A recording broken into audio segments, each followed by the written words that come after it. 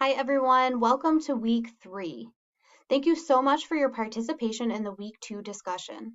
Last week we talked a lot about writing anxiety and ways to combat that. And many of you expressed that you understood that you can relate to it, and that you yourselves also have some writing anxiety, and that's okay. I just want to take a minute to remind everyone that there is no such thing as a perfect writer. There are only writers who practice their craft. Even famous authors have to practice, practice, practice, and revise their work many times before they publish. So, at those times when you're feeling a little bit anxious about writing, just try to remember that and be patient with yourself. If you haven't had a chance to complete the week 2 discussion yet, please go back and do that before you hop into week 3. Now, let's quickly review what we will be doing together this week. As always, you will begin with the lecture.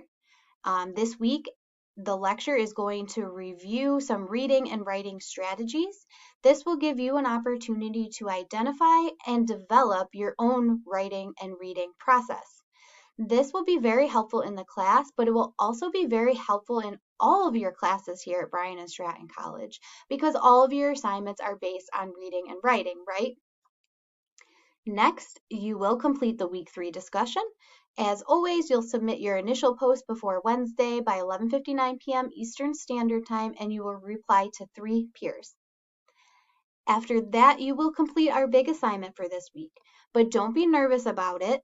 It is the note-taking and comprehension assessment.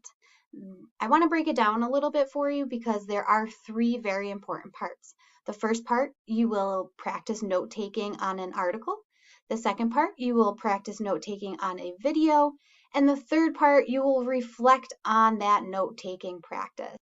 Please keep in mind that there are 4 questions underneath the reflection portion of that assignment, so you'll want to make sure that you are responding to all 4 of those with supporting details and specific examples.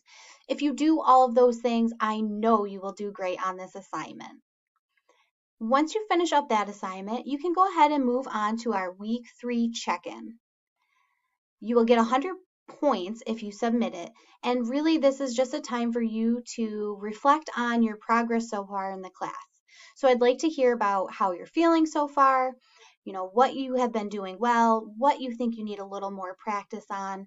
And this will help me identify the ways that I can help you finish this session strong. Other than that, that's everything that we have for this week, and I wish you the best of luck, and I can't wait to engage with everyone in the discussion.